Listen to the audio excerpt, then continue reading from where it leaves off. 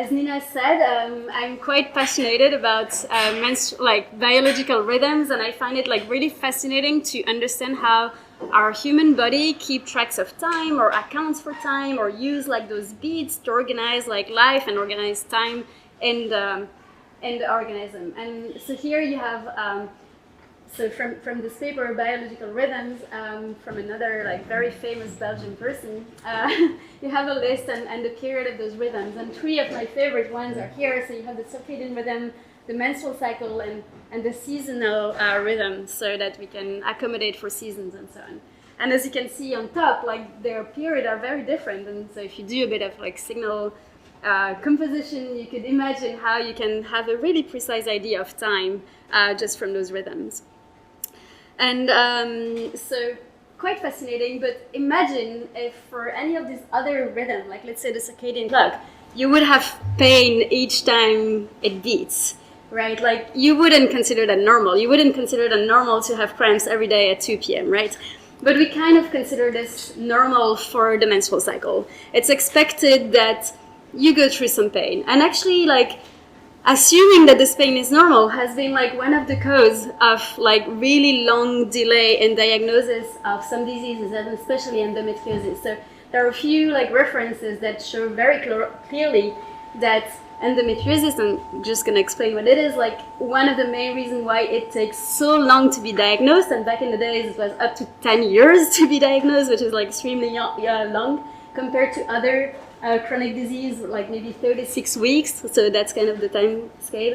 And one of the reasons is because women or menstruating people and their practitioner, the clinician, they would just not take this symptom into account. And so just to explain, if you don't know what endometriosis is, and especially I think maybe 5 years back, really no one had heard of that, but it affects 10 to 15% of women, so it's quite a large population. And it's a disease where some tissue from the uterus grows outside of the uterus, and so respond to the same signal that triggers menstruation, but where there is no way to escape. So quite a problem. I'm happy to talk more about that, but before we do that, I wanted to make sure we're all on the same page regarding the menstrual cycle, and especially highlight that the menstrual cycle, it's not just menstruation, so it's not just the bleeding. So it starts by menstruation, but actually there are 4 hormones that are super important for menstrual cycle, and it starts in the brain. So there is this gland in the brain, I never can pronounce this right, so let me try it again. Pituitary gland, maybe? So this gland produces 2 hormones, the LH and the FSH. And the ovaries, so right here, yes, they produce 2 other hormones, the estrogen or estradiol, and progesterone. And so, as I said, it starts in the brain, so you have some hormones that are released, and they would stimulate. So one of them is the FSH, for follicle stimulating hormone. And so what this does is that it stimulates the development of follicles in the ovaries, the eggs, right? So you have ovaries here, and the follicles grow. And then this also leads the estradiol to be produced, and then at some point, one explosion is going to happen. It's really an explosion, actually. The most mature follicle is going to release an egg. And this is what is ovulation. And then after that, the follicle is going to continue some production of another hormone, which is the progesterone. And so this is why you have 2 phases in the cycle. The first phase is dominated by estradiol, and the second phase is dominated by progesterone. And although as a human in a civilized society, we usually want to only reproduce maybe once or twice or 3 times for the most adventurous of us, maybe 3 kids. But our body really wants us to succeed at that at every cycle. So it does a lot of things to make sure that we will actually reproduce. So typically what it does is that because the egg can only survive 12 to 24 hours, so it's very short. So you have to prepare everything so that you don't miss that moment. And so estradiol is going to actually have a quite significant physical impact on the cervix. So the cervix is the opening of the uterus here, and so what it does to the cervix is that it opens it, it softens it, you can really feel the difference, and it produces this fluid or this cervical mucus that's like when you're very fertile, it's very stretchy and very watery and everything. And after that, it closes to make sure no one else can come in, right? Like the doors are closed, so it closes back, it produces another mucus that blocks that, and then, yeah. And on the other side, the ovule here is captured by the fallopian tubes, and if it meets sperm there, and if they like do some part of the trip together, it will take them a while before they arrive in the uterus and get it, right? So it's fundamental of life. And so here the follicle will produce the progesterone, and the progesterone is just there to make sure that it's going to be really warm and welcoming for the future potential like baby that you could have. And so this hormone actually rises the whole temperature. And if no conception happens, then the hormones drop, and then you start again, you have menstruation. Okay. And so this means that at every cycle, you have 3 very clear physical external signs that change with the menstrual cycle. You have the menstruation, very easy to observe. Like, you have the temperature that you can measure and see if it gets higher. And then you have the cervical fluid that you can also observe. And so based on these 3 indicators, actually, some women have been tracking that for a long time, or like they were doing it on paper, and now thanks to technology we have like tons of apps that makes this job like a lot easier. And so this is what I'm interested in. There are not only many apps but also wearables, so connected things like bracelet, and then apps for everything, like some that would target people who want to get pregnant, some that would target people that don't want to get pregnant, some people that would target young women that have symptoms and want to understand better. And so there is really like a little bit for everyone. And what is very interesting is that it's actually a tool that gives us access to see the menstrual cycle in a way that we've never seen it before. Because we have seen like all those biological rhythms, and most of them are fast, so you can kind of like see them like as you go a few hours in the lab and you would see those rhythms. But the menstrual cycle really, it's like kind of slow enough that no one wants to stay in the lab for like 60 days and measure that. But now we have those apps. And so do women track? Yes. So this is like really an image that I love, because you remember I was talking about the 5th vital sign, and I think like this image like really shows something like a rhythm, right? And I think it really gives a different perspective on how we experience the menstrual cycle. So what happens here? So this is someone that has been tracking their menstrual cycle for 7 years, so quite a long time. So here you see the bleeding, so you really see this like tempo, and then you see the temperature that goes like low at the beginning of the cycle and then higher up, like warmer at the end of the cycle. Then you have the cervical mucus that also follows a pattern of like fertile, not fertile, or no mucus. The cervix also change, and what you see here is that this person has been either just like observing her cycle and using it for contraceptive purposes for up to 3 years, and then decides to conceive, and after 9 months is successful, like has a pregnancy, and you can see like the temperature stays high because once the egg and like they're all together, like they go into the uterus, then they start producing those progesterones themselves to keep the body warm. After 9 months, there is a delivery, and after some nursing, then she goes back to her regular rhythm, right? So this is quite fascinating, and quite regular, quite nice, like healthy story. But as I said, like the menstrual cycle can also inform us that maybe the health condition under that is not necessarily ideal. And so here is another person that has been tracking for almost 3 years, and it's a completely different story. So you see at the beginning, it's almost like constant bleeding, so not really a sign of like a healthy cycle.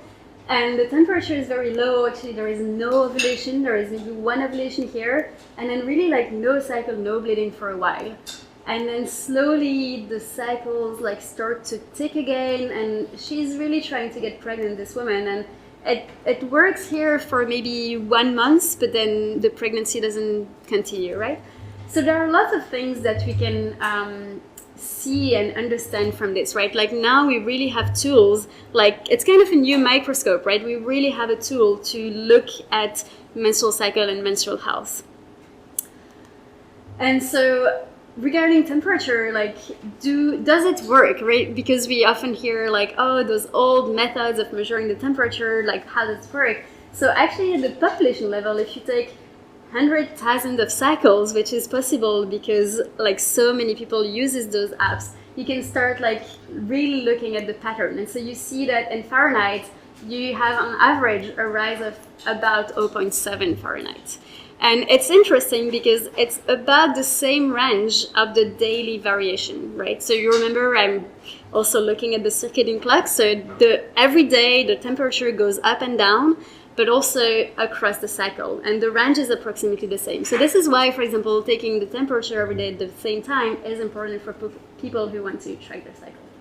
And then if we look at the menstruation, so we also can see how heavy our menstruations or like how long they last and everything. And so we can start like deriving ideas of like what is normal or what is expected. And the same thing for the cervical mucus, where we see that around the time of ovulation, like there are lots of fertile mucus that is produced. And so to come back to the idea of what is normal, so someone actually in this room sent me a text a few days ago, like, oh, I had a cycle of 28 days, like this feels like a life accomplishment. And because for people that have a regular cycle, it can be hard, or it cannot happen frequently. But actually, if you look at the statistics, so, and again, from now it's like from hundreds of thousands of cycles, right? It's not just a study that has like maybe 2,000 subjects or something. Well, only maybe 12% of people have actually a cycle that is 28 days. So there is a lot of variation. And so to come back to those events, we actually see from these distributions, and it was known, but now we just have like bigger samples, that the second part of the cycle, so from ovulation to the next menstruation, is a lot more consistent, right? We have a lot less variability here than what we have for ovulation. So this is where the variability comes from. So yeah, and from these, so like talking about normality, then there is also the question of what is normal regarding the symptoms, right? Because there is all of what is normal regarding fertility, but then what is normal about the symptoms. And as I said, like thinking it's normal can lead to delaying diagnosis of some diseases. So I'll just like briefly mention like one of the most common thing, which is like the premenstrual syndrome, or PMS, and it actually affects 20 to 30% of women. So you're not alone if you feel like things are weird before the menstruation. And so this is like for people that have like regularly those symptoms, and it's actually a set of physical and psychological symptoms, yes. But it's also studies have shown that up to 80 or 90% of women have experienced one of these symptoms at some point in their life. So that's really something that everyone can relate. The thing is that we still don't really know the causes for most of the symptoms, right? And then there are like another condition that's called premenstrual dysphoric disorder that is really well described. It's a psychiatric affliction, so it relates more to like the mental state, the mental health, and this affects like 5 to 8% of people. And this is definitely something that requires treatment, right? It's not, again, now like people are more and more like aware of that, and also like finding management options. And like on top of that, there is also like the menstrual cramps, and we know like some molecules like the prostaglandin are associated with those cramps. But why do some women produce more of these and why not? Or why in one cycle you have more of these or why not? So like this is still quite unknown. And similarly, we don't really know which symptoms like often come together, when the onset of the symptom is and everything. So still very unclear, still a lot of research like needed there to understand that. And just to give you examples of like how these apps or these tools are like helping us in not only understanding fertility and the menstrual cycle, but also the symptoms. This is an example of like records of two users. So this is time, and then all of these are the symptoms. So you have the period on top that gives like the rhythm, and you can see that you have different pain, headaches, cramps, and breast tenderness. The mental conditions can be also affected by the menstrual cycle, and there is a lot of work that can now be done in trying to see like the association between the symptoms, see if there are like different phenotypes. So if we can group women into looking who has the same symptoms and when, and maybe then trying to understand if there are groups of people that might reflect a similar condition underlying that. So with this, so one of the examples I wanted to quickly come back on this. So headaches, for example, migraine is a very, it's a better studied condition, and there are like really clear evidences that you have menstrual migraine and non-menstrual migraines. And so these probably have also like different origins, but all to say that like having access finally to these data, like and also having like more studies on what is related to the menstrual cycle or not, is leading to considering that the female health might be cyclical. And so also because there are so many links between the menstrual cycle and the immune system, there are more and more studies that have showed, it's very small here, I'm sorry, but that some phases of the cycle also see an exacerbation of symptoms of other chronic diseases. This is important to like look at the inflammation level and the symptoms condition at this moment. What is also very interesting is that actually very few animals menstruate. We are kind of an exception on that range. And so that also means that unfortunately there are not many animal models. And so this is why it's important to have like as many tools as we have to study the menstrual cycle. And with this, so I wanted to also like finish on that, like that the menstrual health is not just reproductive health. So nowadays, it is still like most of the research on the menstrual cycle is done by medical doctors, and it's like most of the money invested in that goes into reproductive technologies and not so much in studying the rest. And so this is why menstrual health like should include the symptoms, like the definition, onset, duration, what type, physical, psychological, like all of that should be included. And then of course the fertility and reproductive health should be taken into account, but it's also about family planning and contraception. So we are only fertile for 6-7 days in the cycle. Why do we have to take a pill every day? Like, isn't there like something that could be done to be more targeted or to be less messing up with the whole hormonal system, right? And then finally, it's also about looking at the impact of those hormonal fluctuations on the other conditions, because it affects. So there are also studies that have shown that there are receptors for the estrogen, so one of the main hormone, in virtually every tissue of our body. So from the skin to the liver to like so many organs have receptor of estrogens that we know it affects the rest of the body. So yeah, with this, I hope that you see that the menstrual cycle is like a symphony of like different things, that it's not just a period, it's like things happening at really different moments of the cycle, that it's a rhythm, it's another biological rhythm, like fundamental for life. You can't really see, but I'm really happy if you contact me if you need more resources, especially on fertility awareness methods, maybe for natural contraception. There is a really good association of facts. There are groups of physicians that are promoting education and research on that. And then, really happy to give references if you'd like. Yeah, thank you so much.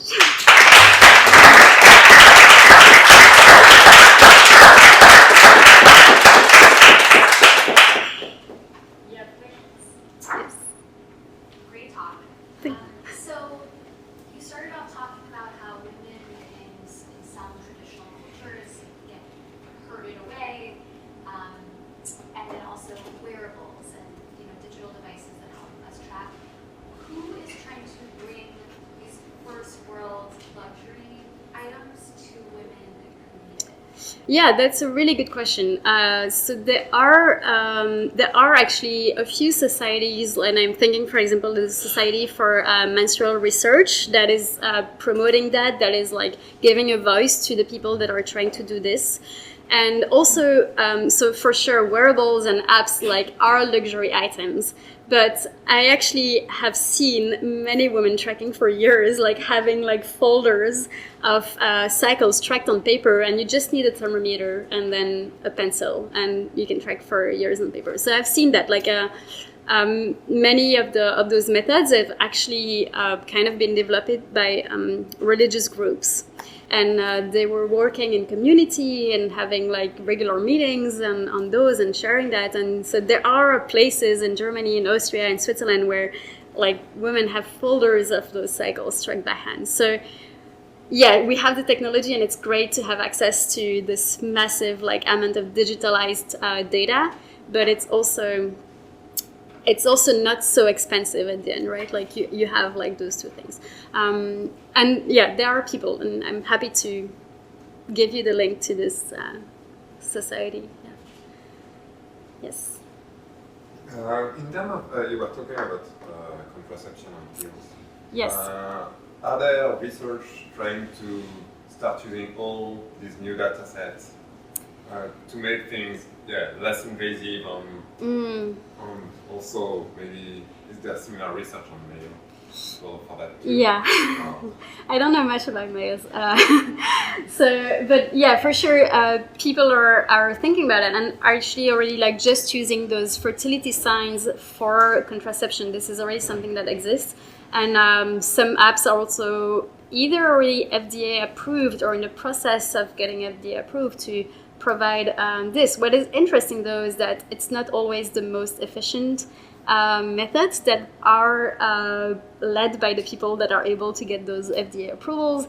So there is a lot of confusion as well on the efficiency of those methods. But yeah, there are labs that are working on developing other like non-hormonal methods. And of course, like the more we will understand how all of these things works, like the better it will be to develop that, right? So yes, there is work in this area. Does that answer your question, or you had something more specific? Yeah, okay. no, it was. Yeah. Hoping that people were using that to something less invasive. Yeah, yeah. Yeah, that's one of the big hope. Yes, for sure. Yeah. Yes. What are the external factors that can influence menstrual cycles? Yeah, that's a good question.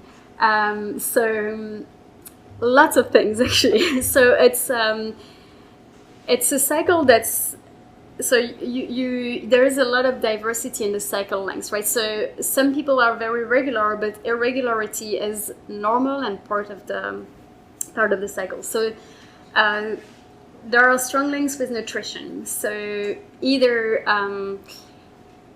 too little resources, like if like in extreme conditions or hard like moments of hard work, ovulation is suppressed, so the menstrual cycle is suppressed, or it can be delayed, right? So then you have long cycles. In case, like on the opposite side, like because those hormones, most of the steroid hormones, so the sex hormones, they are produced from cholesterol, and so if you have too many or too little, then that also is going to affect the overall level of the hormones. So that's also going to have an impact. So nutrition is one thing that impacts. Then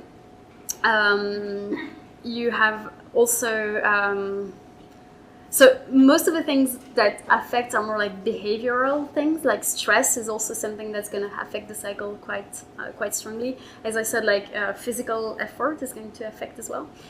And then in terms of like really environmental like factors, there might be things, but it's not so clear. So there is like, for example, like for the circadian clock, the main environmental factor is the light, right? Like the daylight, night and day things.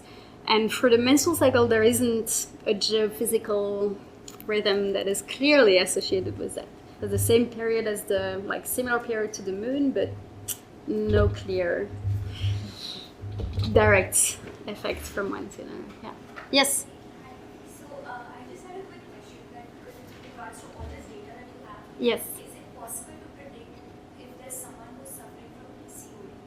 Because there are cases of women who suffer from PCOD, but they have normal periods, Yes. but they're just not ovulating. Yes. So do you see instances of that in the Yes. and it's possible to predict like what is going wrong? Like do their cycles look completely different from the normal? Yeah, so that's a super good question, and it's definitely in the range of like the things we're trying to do. So so PCOS, or like polycystic ovaries. So it's another syndrome. It's not a disease. It's kind of a weird thing that actually probably in the future years is going to be requalified, because so what it is that it's a hormonal condition. And if you have two of these three syndromes that are either cyst on the ovaries, or like more testosterone than estradiol, or if you have very long episode without ovulation, then you qualify for this condition. And indeed, like what can cause irregularities, or like can you have this condition without having irregularities? Like those are like really good questions. The good thing with these data sets is that it's so much data. The less good thing is that we have not much information about the people tracking, right? So we don't know if they are affected by the conditions or not. So this is like future work of having like labeled data sets where you can like train a network or something to be able to differentiate those things. So yeah, but there is work in this area for sure. Yes. Yeah. Yes. Okay. Thank you again. Yes. You mentioned autoimmune disease, and for instance, I think in multiple sclerosis, there is like 2 or 3 times prevalence in women. Could that be related to that? If yes, can you tell us about the research? Yes. So I haven't read myself a lot of the literature, but in the review that I mentioned on like is female health cyclical, so this one is really good and actually really reviews all the links with the with different chronic conditions. So I'm really happy to refer you to that review, or because I've seen that coming up a few times. Yes.